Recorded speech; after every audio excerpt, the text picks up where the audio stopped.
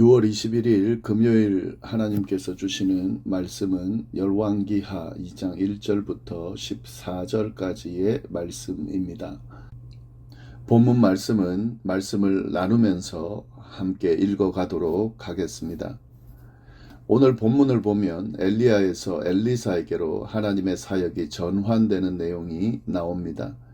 엘리야가 하나님의 부르심을 받게 되고 그의 임무가 제자 엘리사에게 주어지는 내용인데 그 내용을 함께 보겠습니다. 1절 말씀입니다. 여호와께서 회오리 바람으로 엘리야를 하늘로 올리고자 하실 때에 엘리야가 엘리사와 더불어 길갈에서 나가더니, 엘리야의 죽음에 대한 내용, 그 내용을 먼저 말하고 난 후에 그 뒤의 내용이 전개되고 있습니다. 이미 결론을 알려주고 있는 거죠. 하나님께서 엘리야를 어떻게 하실 것이다 라고 말씀합니까?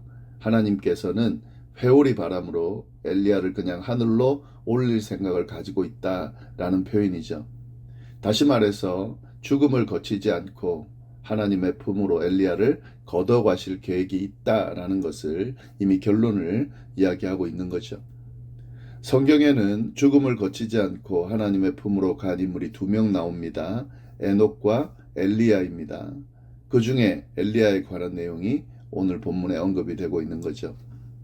본문에는 엘리야만 등장하는 것이 아니라 그의 제자 엘리사도 등장합니다. 둘이 함께 있고 엘리야가 하늘로 들려 올라가는 장면을 엘리사가 목격하게 되는데요. 엘리야가 떠난 후에 그가 했던 역할을 엘리사가 맡게 되는 과정, 그 이야기도 언급이 되고 있는 거죠. 그래서 오늘 본문은 크게 2가지 내용을 담고 있다고 보시면 되겠습니다. 하늘로 올라간 엘리야의 이야기와 하나님의 사역이 엘리야에서 엘리사로 전환되는 이 2 내용이 나온다라는 것을 생각하고 보시면 좋겠습니다. 2절 말씀 보시면은 엘리야가 엘리사에게 이르되 청하건대 너는 여기 머물라 여호와께서 나를 베델로 보내시니라 하니 엘리사가 이르되 여호와께서 살아계심과 당신의 영혼이 살아있음을 두고 맹세하노니 내가 당신을 떠나지 아니하겠나이다 하는지라. 이에 2 사람이 베델로 내려가니, 엘리야와 엘리사가 길갈에서 나왔다는 건데, 그때 엘리야가 엘리사에게 하나님께서 자신을 베델로 보내니까 자신을 따르지 말고 여기 머물라 라고 부탁을 했습니다. 그런데 엘리사는 엘리야의 말을 극구 거부하면서 자신은 무조건 따르겠다라고 이야기를 합니다. 여호와의 살아계심과 엘리야의 영혼이 살아있음을 두고 맹세한다라고 하는 강한 표현을 쓰면서 무조건 따라갈 것이라고 말하면서 베델까지 엘리사가 따라가게 됩니다. 네, 이어서 3절입니다. 베델에 있는 선지자의 제자들이 엘리사에게로 나와 그에게 이르되 여호와께서 오늘 당신의 선생을 당신의 머리 위로 데려가실 줄을 아시나이까 하니 이르되 나도 또한 아노니 너희는 잠잠하라 하니라. 베델로 갔을 때에 거기에 있던 선지자의 제자들이 엘리사에게 나옵니다. 그리고 오늘 당신의 스승 엘리야를 하나님이 데려갈 것이다 라는 것을 알고 있는지 물어봅니다. 선지자의 제자들의 이 말에 엘리사는 자신도 알고 있으니까 잠잠하라 라고 말합니다. 여기서 보면 지금 하나님께서 엘리야를 오늘 부르실 것이라고 하는 것이 소문이 나 있다는 것을 알 수가 있습니다. 엘리야만 알고 있는 게 아니라요. 지금 엘리사도 또 그 주변 사람들도, 심지어는 길갈에서 베델로 왔는데 베델에 있는 그런 선지자의 제자들도 알고 있다는 거죠. 예. 그러니까 지금 이 엘리야의 이 하늘로 올려가지는 것은 이미 예정되어 있는, 그래서 주변 사람들이 다 알고 있는, 그래서 지켜보고 있는 그런 가운데 진행이 되고 있다는 것을 알 수가 있습니다. 그런데 이게 베델에서만 그런 일이 일어나는 게 아니라요. 엘리야는 다시 여리고로 이동을 합니다. 하나님께서 자신을 여리고로 보내신다라고 하면서 이동하는데 거기서 또 엘리사를 보면서 남아있으라라고 이야기하는데 엘리사는 똑같이 맹세하면서 자신은 엘리야를 떠나지 않겠다라고 말합니다. 4절 내용이죠. 엘리야가 그에게 이르되 엘리사여 청하건대 너는 여기 머물라 여호와께서 나를 여리고로 보내시느니라. 엘리사가 이르되 여호와께서 살아계심과 당신의 영혼이 살아있음을 두고 맹세하노니 내가 당신을 떠나지 아니하겠나이다 하니라.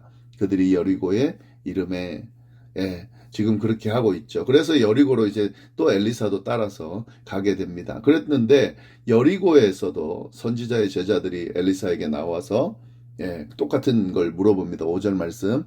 여리고에 있는 선지자의 제자들이 엘리사에게 나와 이르되 여호와께서 오늘 당신의 선생을 당신의 머리 위로 데려가실 줄을 아시나이까 하니 엘리사가 이르되 나도 아노니 너희는 잠잠하라. 또 똑같이 물어보는 거죠. 하나님께서 오늘 엘리사의 스승인 엘리야를 데려간다는 걸 알고 있습니까? 라고 했을 때 엘리사는 또 자신도 알고 있으니까 잠잠하라 라고 이야기를 합니다. 이 반복이 지금 계속되고 있죠. 이러한 반복이 또 이어집니다. 6절 말씀 보시면은 엘리야가 또 엘리사에게 이르되 청하건대 너는 여기 머물라 여호와께서 나를 요단으로 보내시느니라 하니 그가 이르되 여호와께서 살아계심과 당신의 영혼이 살아있음을 두고 맹세하노니 내가 당신을 떠나지 아니하겠나이다 하는지라. 이에 두 사람이 가니라. 엘리야는 하나님께서 자신을 또 요단으로 부르신다라고 하면서 엘리사에게 여리고에 있으라라고 말합니다. 그러자 엘리사는 또 똑같은 맹세를 하면서 떠나지 않겠다고 하고 여리고에 머물지 않고 요단으로 또 따라 났습니다. 이렇게 지역은 다르지만 세 번의 과정이 동일하게 반복되어 있는데요. 이 최종 목적지인 요단에 가기까지 이 과정이 반복되어서 언급되고 있습니다. 그리고 그때마다 선지자의 제자들이 그 지역에서 나타나서 엘리사에게 질문을 합니다. 네, 물론 요단에 갔을 때는 지금 제사장의 제자가 나타나긴 한데 그런 질문을 하진 않습니다. 7절 선지자의 제자 50명이 가서 멀리 서서 바라보매 그 두 사람이 요단가에 서 있더니 그 선지자의 제자들이 나타납니다. 50명이 나타났다고 하는데 이 사람들이 그 여리고로부터 이렇게 쫓아왔는지 그 전부터 쫓아왔는지는 모르지만 이 50명의 인물이 나타났는데 그때는 이제 물어보지 않고요. 그냥 요단 강가에 서 있는 엘리야와 엘리사를 멀리서 지켜보고 있다라고 언급하고 있습니다. 조금 이 부분은 다른 부분이죠. 그렇게 이제 지켜보고 있는데 어떤 일이 일어납니까? 요단 강가에 도착한 엘리야가 어떤 일을 합니까? 그의 겉옷을 말아서 물을 치게 되죠. 그랬더니 물이 이리저리 갈라지고 그 갈라진 마른 땅으로 엘리야와 엘리사가 건너오는 그런 내용이 나옵니다. 8절 엘리야가 겉옷을 가지고 말아 물을 치매 물이 이리저리 갈라지고 두 사람이 마른 땅 위로 건너더라. 마치 모세가 홍해를 가르던 그런 기적을 행하던 것과 같이 여호수아가 요단강을 가르던 그런 기적을 행하던 것과 같이 엘리야를 통해서 이 물이 갈라지는 요단물이 갈라지는 그런 기적이 일어났습니다.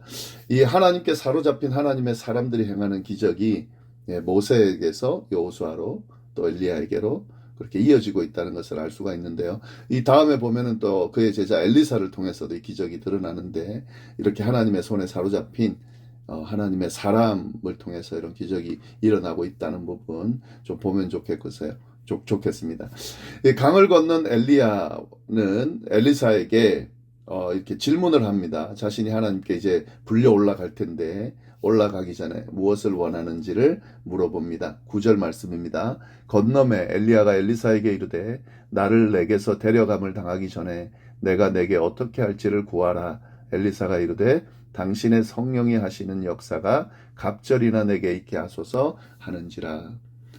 그렇게 엘리야의 질문에 엘리사는 스승이 드러내는 그런 성령의 그 역사가 갑절이나 자신에게 있게 해달라고 요청을 합니다. 그러자 엘리야는 참 어려운 일을 구한다라고 대답을 하는데요. 10절 이르되 내가 어려운 일을 구하는도다. 그러나 나를 내게서 데려가시는 것을 내가 보면 그 일이 내게 이루어지려니와 그렇지 아니하면 이루어지지 아니하리라 하고 이건 어려운 일이죠. 왜냐하면 엘리야가 줄 수 있는 것이 아니거든요.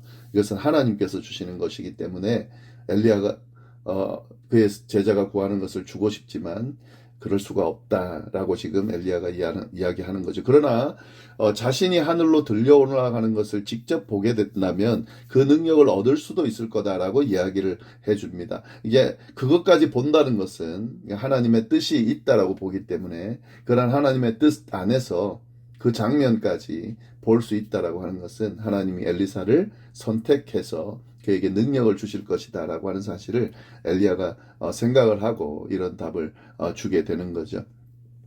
결국 엘리야는 이제 하나님의 부르심을 요단강 건너에서 그렇게 받게 됩니다. 11절 말씀입니다. 두 사람이 길을 가며 말하더니 불수레와 불말들이 두 사람을 갈라놓고 엘리야가 회오리 바람으로 하늘로 올라가더라. 네, 하늘에서 불수레와 불말들이 내려와 두 사람을 갈라놓고 엘리야는 회오리 바람을 타고 하늘로 올라갔다는 거죠. 죽지 않고 하나님의 부르심을 받은 엘리야의 모습입니다. 이 장면을 본 엘리사는 부르짖습니다. 12절 엘리사가 보고 소리 지르되 내 아버지여 내 아버지여 이스라엘의 병거와 그 마병이여 하더니 다시 보이지 아니하는지라. 이에 엘리사가 자기의 옷을 잡아 둘로 찢고 내 아버지여 내 아버지여 이스라엘의 병거와 그 마병이여. 그러니까 이 엘리사는 엘리야를 아버지처럼 생각했습니다. 스승이지만 그런데 아버지가 떠나가니까 아버지 같은 스승이 떠나가니까 이렇게 안타까워하는 거죠. 그렇게 엘리야는 하늘로 올라가고 엘리사가 홀로 남겨졌습니다. 근데 여기서 이제 엘리야의 승천 과정을 직접 목격하게 됐죠. 예, 엘리야는 분명히 이 과정을 목격하면 엘리사에게 그 능력, 그가 구했던 엘리야의 능력, 갑절의 능력을 얻을 거다라고 했는데 어떻게 됩니까? 진짜 그 능력을 부여받게 됩니다. 13절, 14절 보시면 엘리야의 몸에서 떨어진 겉옷을 주워 가지고 돌아와 요단 언덕에 서서 엘리야의 몸에서 떨어진 그의 겉옷을 가지고 물을 치며 이르되 엘리야의 하나님 여호와는 어디 계시나이까 하고 그도 물을 치매 물이 이리저리 갈라지고 엘리사가 건너더라.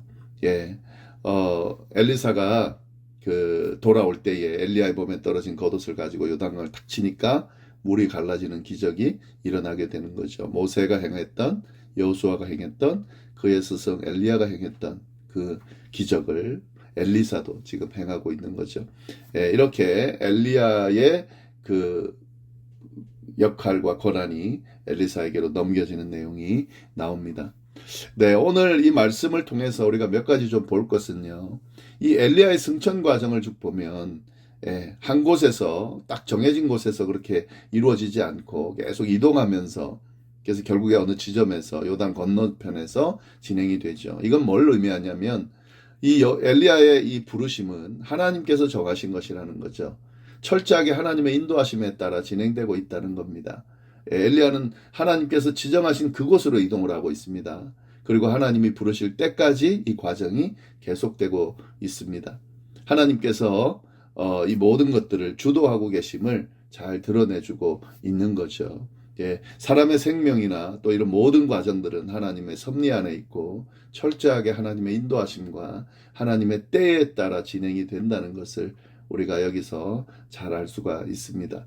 이러한 것은 이 사역의 전환도 마찬가지입니다. 엘리야에게서 엘리사에게로 사역이 전환되는 과정도 하나님의 정하신 이런 섭리 안에서 자연스럽게 진행된다는 사실을 알 수 있습니다. 내가 움켜잡으려고 해서 계속 그걸 유지하려고 해서 되어지는 것도 아니고요. 내가 그 사역을 받으려고 행하려고 노력한다고 되는 것도 아니고 또 내가 누군가에게 뭘 전해주고 그래서 그 사람에게 그 역할을 전해준다고 되는 게 아닙니다. 하나님의 사역은 철저하게 하나님의 뜻 안에서 진행이 됩니다. 이걸 무시하고 억지로 뭔가를 진행하게 될 때에 결국에 그 결론이 안 좋게 될 수밖에 없는 거죠.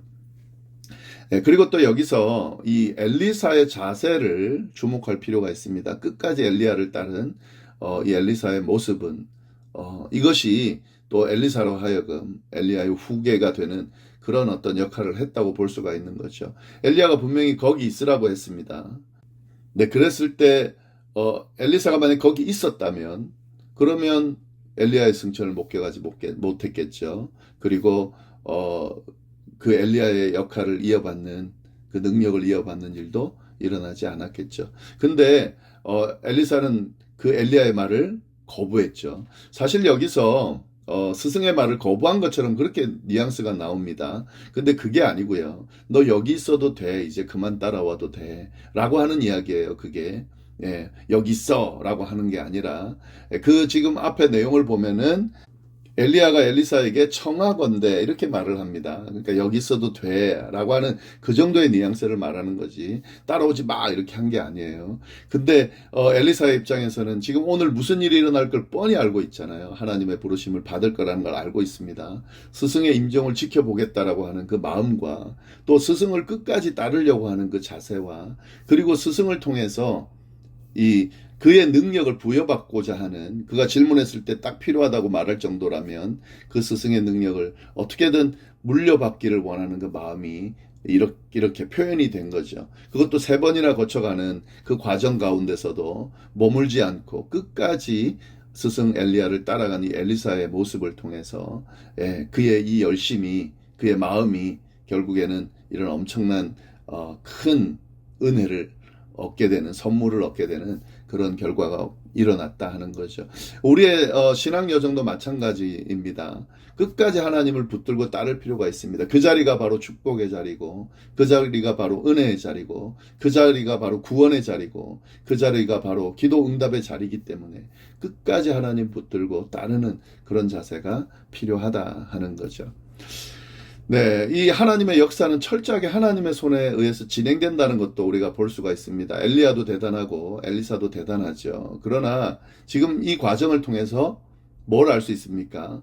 하나님의 손에 붙들렸다라는 게 중요합니다. 누구든 하나님의 손에 붙들린 사람이라면 엘리야와 엘리사처럼, 모세와 여호수아처럼 동일한 능력을 감당할 수 있다. 동일한 능력을 드러낼 수 있다. 동일한 역할을 감당할 수 있다는 사실을 오늘 말씀이 이야기해주고 있습니다. 이건 오늘 이 말씀을 듣고 우리가 깨닫고 있는 우리에게도 동일하게 하는 말씀이죠. 하나님의 손에 붙들리면 우리도 하나님의 능력을 드러내고 하나님께서 주신 그런 엄청난 역할들을 감당할 수 있다라고 하는 사실을 우리가 말씀을 통해 깨닫는 거죠. 그러한 모습이 우리에게 있기를 간절히 바랍니다. 기도하겠습니다. 하나님 아버지 감사합니다. 귀한 말씀 주셔서 감사합니다.